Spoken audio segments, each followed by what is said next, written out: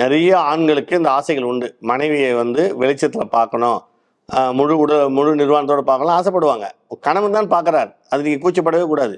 அது கூச்சப்பட்டீங்க இப்படியே வேணாம் வேணாம்னு சொல்லிட்டீங்கன்னா அப்புறம் உங்கள் கணவன் மனசு மாறிடுவார். தப்பாக நினச்சிக்காதீங்க, மனசு மாறிடுவார். அதால் அது மாதிரி மாற விடக்கூடாது. அவர் என்ன சொல்கிறாரோ அதை கேட்க வேண்டும். அவர் இஷ்டப்பட்டதை நீங்கள் வந்து செஞ்சாதான் நீங்கள் சொல்கிற பேச்செல்லாம் அவர் கேட்பார்.